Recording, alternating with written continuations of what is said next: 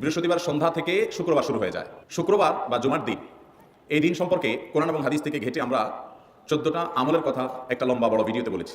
আজকে সেখান থেকে আমি সংক্ষেপ করে এই 14টার মধ্যে আবার অতি গুরুত্বপূর্ণ 5টা আমলের কথা বলবো ইনশাআল্লাহ। নাম্বার 1, সবচেয়ে বেশি যেটা করতে হবে পরিমাণে, জুমার দিন জুমার রাত, বৃহস্পতিবার সন্ধ্যা থেকে নিয়ে শুক্রবার সন্ধ্যার আগ পর্যন্ত পরিমাণে সবচাইতে বেশি করতে হবে যে আমলটা, সেটা হলো দুরূদ শরীফের আমল।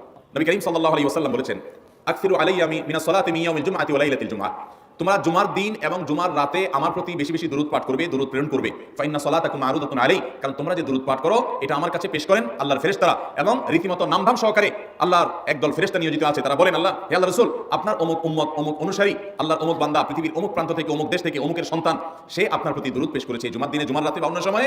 এটা নবী করিম সাল্লাল্লাহু আলাইহি ওয়াসাল্লামের কাছে রিপোর্ট দেওয়া হয় আল্লাহর নিযুক্ত ফেরেশতাদের মাধ্যমে। এজন্য শুক্রবার এবং শুক্রবার দিন এবং রাত, অর্থাৎ বৃহস্পতিবার সন্ধ্যা থেকে নিয়ে শুক্রবার সন্ধ্যা পর্যন্ত এই 24 ঘন্টার মধ্যে নবী করিম সাল্লাল্লাহু আলাইহি ওয়াসাল্লামের ভাষ্য খেয়াল করেন, আকসিরু আলাই। ওলামা ইকরাম জানেন নবী আলাইহিস সালাম সাধারণত কোনো আমল পরিমাণে বেশি করতে বলতেন না। পরিমাণে বেশি করতে বলার মতো আমল খুব কম ইসলামে। গোটা কোরআন যদি খোলেন আপনি, পরিমাণে অধিক করতে বলা হয়েছে এরকম আমল খুব বেশি পাবেন না। তোমরা বেশি বেশি করে নামাজ পড়ো, বেশি বেশি করে রোজা রাখো, এরকম কথা কোরআন হাদিসে নাই।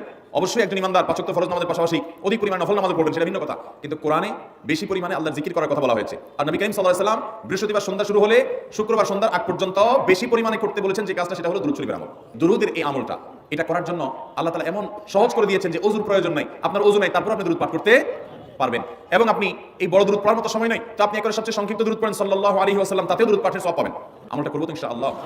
নাম্বার 1। নাম্বার 2, জুমার দিন উপলক্ষে অন্য যে কোনো দিনের চাইতে জুমার দিন অর্থাৎ শুক্রবারের ফজর নামাজ পুরুষরা মসজিদে জামাতের সাথে পড়বেন, জামাতের সাথে পড়ার নিয়ত করবেন পাক্কা। কারণ অন্য যে কোনো দিনের ফজর নামাজ না, শুধুমাত্র যত নামাজ আছে, নবী করিম সাল্লাল্লাহু আলাইহি ওয়াসাল্লাম বলেছেন, আফদালুস সালাওয়াতে ইনদাল্লাহ, আল্লাহর কাছে দুনিয়ার সব নামাজের মধ্যে, 5 ওয়াক্ত সাধারণ নামাজগুলোর মধ্যে সবচেয়ে উত্তম নামাজ হলো সলাতুল ফজরে মাআল জামাআতে ইয়াউমাল জুমআহ, জুমার দিন ফজরের নামাজ জামাতের সাথে আদায় করা হলো যত নামাজ আছে এর মধ্যে সবচেয়ে শ্রেষ্ঠ নামাজ। ভাইরা আমার, প্রত্যেক বৃহস্পতিবার আসলে সন্ধ্যার সময় প্রতিজ্ঞা করব, সপ্তাহের অন্য দিন যদি আমার ত্রুটি বিচ্যুতি হয় আমি সেটাকে কালেকশন করার চেষ্টা করব, কিন্তু শুক্রবার ফজরটা পুরুষ হিসাবে আমি জামাতের সাথে পড়বই পড়বো। তার জন্য রাতে আগে আগে শোবো, ডাবল ট্রিপল অ্যালার্ম দিয়ে শোবো, অন্য নামাজি বন্ধুকে বলবো ফোন দিয়ে ডেকে দিবি, একে অন্যের সহযোগিতা করবো, কিন্তু ফজরের নামাজ জুমার দিন ছাড়বো না ইনশাআল্লাহ।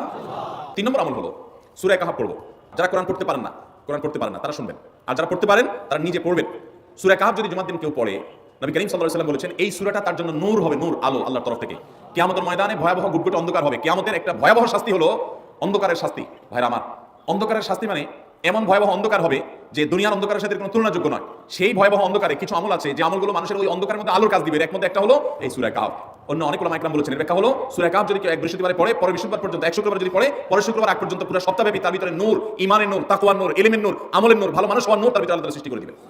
তো নবী সাল্লাল্লাহু আলাইহি ওয়াসাল্লাম বলেছেন সূরা কাহাফের প্রথম 10 আয়াত যদি কেউ মুখস্থ করে, তো এই ব্যক্তিকে আল্লাহ রাব্বুল আলামিন যদি তেলাওয়াত করে, এই ব্যক্তিকে আমলের মাধ্যমে দাজ্জালের ফিতনা থেকে আল্লাহ বাঁচিয়ে রাখবেন। অতএব জুমার দিন প্রত্যেক শুক্রবারে সূরা কাহাফ পড়বো ইনশাআল্লাহ।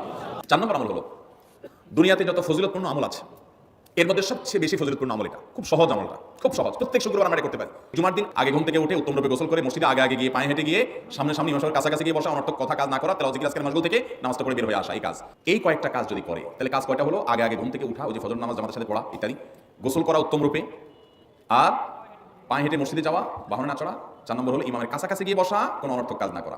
এই 4টা কাজ যদি কেউ জুমার দিনে করে, নবী করিম সাল্লাল্লাহু আলাইহি ওয়াসাল্লাম বলেছেন ওই ব্যক্তি বাসা থেকে মসজিদ পর্যন্ত যে আসলো, যতগুলো পা ফেলবে, যতগুলো স্টেপ ফেলবে, যতগুলো কদম দিবে, প্রতিটা কদমের বিনিময়ে আল্লাহ রাব্বুল আলামিন তার অ্যাকাউন্টে, তার আমল নামাতে 1 বছর রাত জেগে, সারা রাত জেগে তাহাজ্জুদ নামাজ পড়লে এবং 1 বছর সারা দিন, প্রত্যেকটা দিন পুরো বছর জুড়ে নফল রোজা রাখলে যে পরিমাণ সওয়াব পাইতো, 1 বছর নফল রোজা, 1 বছর রাত ভর জেগে তাহাজ্জুদের নামাজ পড়া সওয়াব মাত্র একটা কদম ফেলার বিনিময়ে দিবে। চেষ্টা করব না ইনশাআল্লাহ। 5 নম্বর এবং সর্বশেষ আমল হলো জুমার দিনে একটা সময় আছে দোয়া কবুল হয়। দোয়া কবুলের যে সময়গুলো আছে এর ভিতরে অত্যন্ত ইম্পর্টেন্ট একটা সময় হলো জুমার দিন। শুক্রবারের একটা সময় সম্পর্কে নবী সাল্লাল্লাহু আলাইহি ওয়াসাল্লাম বলেছেন যে একটা সময় আছে শুক্রবারের, এই সময়ে বান্দা কোনো দোয়া করলে আল্লাহ তাআলা ফিরিয়ে দেন না, কবুল করেন। কিন্তু সময়টা যে ঠিক কখন এটা হাদিসে নবী সাল্লাল্লাহু আলাইহি ওয়াসাল্লাম বলেন না, যাতে করে হয়তো আমরা সারা দিনই কম বেশি দোয়ার চেষ্টা করি।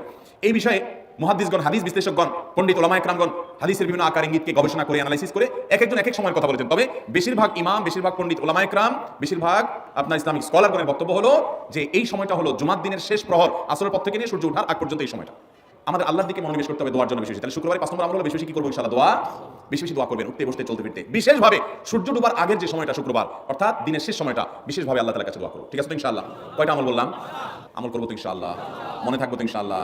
আমরা প্রয়োজনে বাসায় গিয়ে একটা কাগজে নোট করে ফেলবো, লিখে এরপরে ওয়ালে টাঙায় দিবেন বাসায় যে জুমার দিন এই 5 কাজ আমি ছাড়বো না। আপনি যদি মনেও না থাকে, আপনার যদি ভুলেও যান, আপনি এই কাগজ আপনাকে মনে করাবে ইনশাআল্লাহ। বাসার ফ্যামিলি লোকদের সাথে শেয়ার করবেন। জুমার দিন হুজুর বলেছেন, আমি একটা আমার মন থেকে বলি এগুলো সব কোরআন হাদিসের কথা বলেছি আপনাদেরকে। কোরআন হাদিসের আলোকে 5টা আমলের কথা বলেছেন, বিশেষভাবে জুমার দিন আমি 5টা আমল করবই করব। ভাইরা আমার, প্রত্যেক জুমার দিন যদি আপনি একটু ইমানের রিচার্জ করেন, ইনশাআল্লাহ সারা সপ্তাহ আপনার জন্য সেটা উপকারে আসবে। চেষ্টা করবো তো ইনশাআল্লাহ। আল্লাহ তাআলা এই আমলগুলো আমাকে আপনাকে আমাদের সবাইকে করার তৌফিক দান করুন।